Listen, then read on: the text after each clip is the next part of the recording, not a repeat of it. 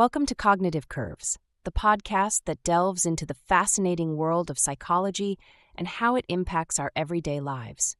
On today's episode, we're exploring brand manipulation and the psychological techniques that influence our decisions without us even realizing it.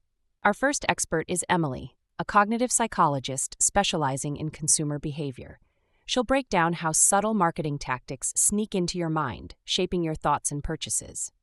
Joining her is Dr. Ryan, a neuropsychology expert who will uncover the brain's role in how we react to these strategies, shedding light on the neuroscience behind consumer habits. Ever catch yourself buying something and then thinking, wait, why did I even want this? Oh, all the time. It's like that feeling of buyer's remorse hits. Exactly. So today, we're diving deep into the psychology behind those, wait, why did I buy this? Moments. We're tackling brand manipulation. Love it. It's like going behind the curtain to see how our decisions are being subtly influenced. Right. You guys send in a ton of fascinating articles and research on this topic, so let's uncover some of those aha moments hidden in the psychology of persuasion. You know, it's funny. So many people think they're immune to marketing tricks. Oh, totally. Like, I'm too smart to fall for that. But the reality is our brains are wired to be influenced in ways we don't even realize. Okay, so we're basically more susceptible to these tactics than we think we are. Think of it like this. Brands are always building these invisible bridges between their products and our deepest desires, our aspirations, even our fears. And to build those bridges, they use a toolbox packed with psychological tools. So it's less about the product itself and more about the story they weave around it. Yeah, exactly. Those subtle nudges that make us think, I need that, instead of, wait, are they making me want that? Those are some powerful nudges. So how do they actually pull it off? To really understand it, we need to break down some core psychological principles. These are like the secret ingredients in their recipe for persuasion. Secret ingredients, you say. Let's get cooking. What's the first one on the list? Let's start with the halo effect. Ever notice how certain brands just have this aura, this awesomeness? It's like one positive quality makes everything else they do seem amazing. Definitely. Anything Apple creates, I just assume it's sleek, innovative, top of the line. Even if I haven't read any reviews or anything, that's the halo effect. Exactly. Apple's focus on design created this perception of high quality, and that perception now extends to all their products, even the ones that have nothing to do with design. So one good trait basically earns them a free pass on everything else. In a way, yeah. Our brains like shortcuts. It's easier to assume a brand known for one thing will excel at everything else. Interesting. It makes you wonder how many times we've fallen for that. Okay, what about that feeling you get, that sinking feeling, when you realize you've probably overspent but can't bring yourself to regret the purchase? That, my friend, is good old cognitive dissonance at work. Cognitive dissonance. Basically, it's our brains struggling to reconcile two conflicting beliefs like, I'm a smart shopper, clashes with, I just blew my budget on designer socks. Ouch, that hits close to home. But how do brands use that against us? Let's use Starbucks as a case study. Okay, Starbucks. Their coffee, not exactly cheap. Definitely not. But they've carefully created this whole image. Yeah. It's not just coffee, it's an experience, a third place between the craziness of work and home. Right, it's like you're paying for a momentary escape from reality, along with your caffeine fix. Exactly. So when that price tag starts to bug you, cognitive dissonance kicks in. To avoid feeling bad about it, your brain might go, hey, I'm not just paying for coffee, I'm paying for this luxurious experience. Suddenly, a $5 latte seems justifiable. It's like they're hacking our brains to make us feel okay about spending more than we normally would. It's a classic manipulation tactic. Sneaky. Okay, so we've talked about the halo effect, cognitive dissonance. What else? Let's talk about scarcity and urgency. Have you ever noticed how things seem way more desirable when they're hard to get? Oh, 100%. It's like you always want what you can't have, right? Exactly. Yeah. Brands tap into that primal instinct. Take Supreme, for example. Right. Their whole brand is built around this. Limited edition drops, those insane lines, websites crashing. It's all carefully orchestrated to create a sense of scarcity. Which, of course, makes people go crazy trying to get their hands on it. Right. It triggers a deep-seated part of our brain. Way back in the day, scarcity meant the difference between surviving and, not surviving. So our brains are still wired to go after those scarce items, even if the stakes are much lower these days. So it's not just about wanting the latest streetwear, it's about our innate need to get those essential resources. Wow. That's a whole other level. This means that even if you don't consciously care about limited edition items, your brain still might react as if you do. That's right. Scarcity taps directly into that primal part of us. When it's used well, it can be crazy powerful. Okay, I need to rethink my shopping habits now. Okay, so we've covered scarcity. Sure. What about our emotions? That brings us to emotional branding. This one is way more subtle, but incredibly effective. So it's not about the actual product's features, it's about how it makes us feel. You got it. Think about Coca-Cola. Okay. Delicious, refreshing Coca-Cola. Right. But are they really selling sugary drinks? I mean, yeah, but not just that. Exactly.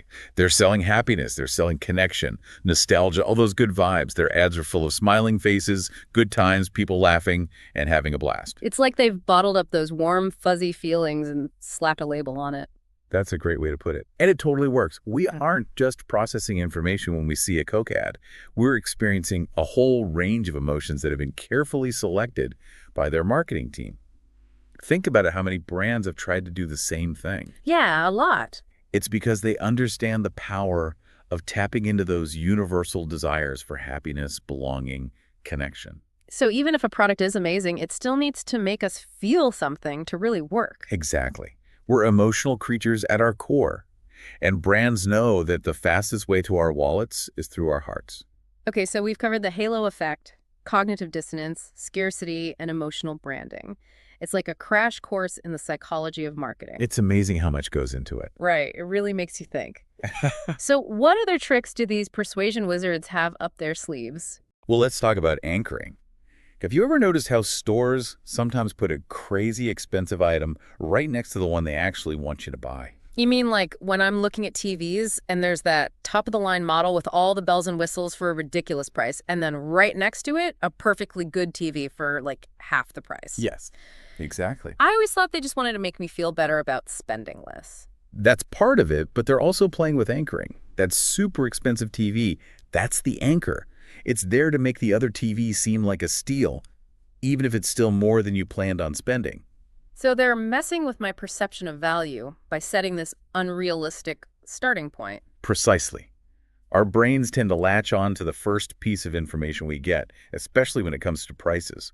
That high anchor sets the standard, and then every other price we see is judged against it. Which means I might end up spending more just because that first price skewed my perception of what's reasonable.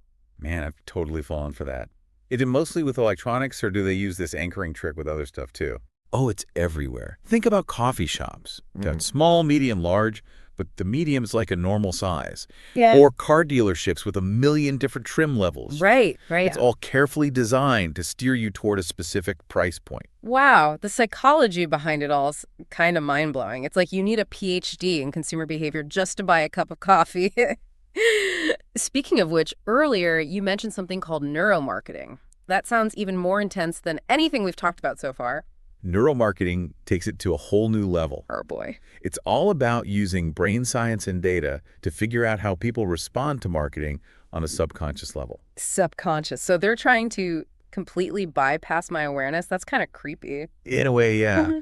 Neuromarketing uses things like fMRI scans and eye tracking to measure brain activity and those split-second physical reactions we have to marketing. Yeah. They're trying to pinpoint what makes us want something, what grabs our attention, what makes us pull out our wallets all without us even realizing it. Wow. So instead of asking people what they like, they're looking directly at how their brains respond. I don't know if I should be fascinated or terrified. Do you have a good example of how this actually works in the real world? Well, one classic example is the Pepsi challenge. Remember those blind taste tests where people often said they preferred the taste of Pepsi over Coke? Yeah, I remember that.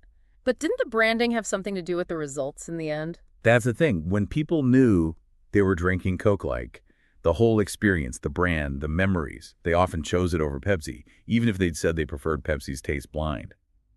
Neuroscientists who were using brain imaging during these tests found that Coke's branding activated different parts of the brain areas connected to memories, emotions, and even personal identity. You're kidding. So even though their taste buds might have preferred Pepsi, Their brains were telling them to go with Coke because of the power of the brand itself. Exactly. It just goes to show how strong those deep-seated brand associations can be. Mm. In some cases, they can even be more influential than our conscious preferences. That's both fascinating and more than a little unsettling. Like, how much of what I buy is really my choice, and how much is the result of some marketing guru pushing the right buttons in my brain?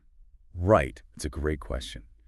And it's exactly why understanding these tactics is so important. The more we know about them, the better we can spot them in our own lives and make choices that feel right for us. So knowledge is power when it comes to navigating this whole marketing maze. You got it. It's all about being aware. Okay, so fear-mongering, check. Right. What other, dark arts are being practiced in the marketing world? You brought up Cambridge Analytica earlier. Yeah, Cambridge Analytica is a perfect example of how this stuff can play out on a huge scale. Right. They took data from millions of Facebook users without their permission to build these psychological profiles. Wow. And then they used that to target them with these hyper-personalized political ads. So instead of selling products, they were trying to influence how people voted. That's a whole other level.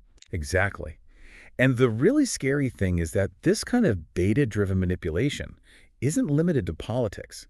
It's happening all over the place. Oh, I know it. Think about those ads you see online that are creepily personalized.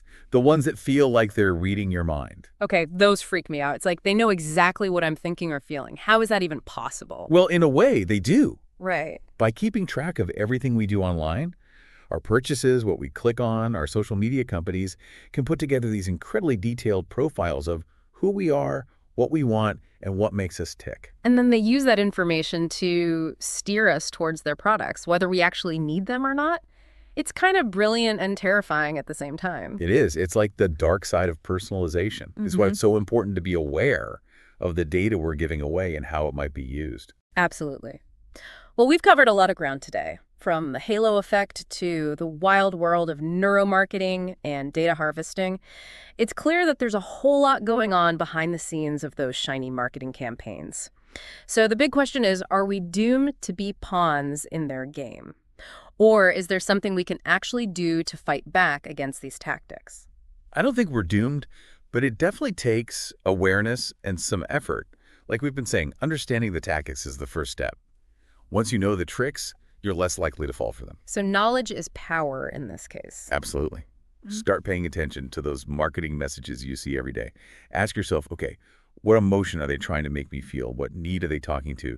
Are they using any of the techniques we discussed? Okay, so awareness is key. What else can we do to, arm ourselves? So be afraid to question everything. Yeah. A famous brand or a great reputation doesn't automatically equal trust. Do your research. Compare prices, compare different products, and maybe most importantly, listen to your gut. Oh, that's such a good point. If a deal seems too good to be true, or something just feels a bit off about a company or a product, it probably is. Just because everyone's going crazy for something doesn't mean I have to buy it too, right? Exactly. Think for yourself. Make choices that feel good to you, choices that match your values, and of course, your budget.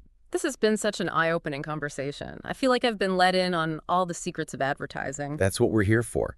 The more we understand the psychology behind these persuasive tactics, the better we're able to navigate the consumer world and make smarter choices. I love it. So to everyone listening, next time you're about to click that buy now button or you're caught up in the hype of a marketing campaign, take a second.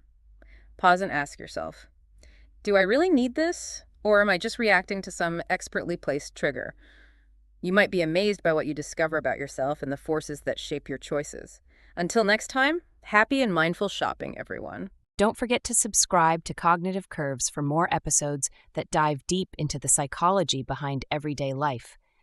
If you found today's discussion eye-opening, share it with a friend and leave a review. Join us next time as we continue to uncover the secrets of how your brain shapes your world and how the world shapes your brain.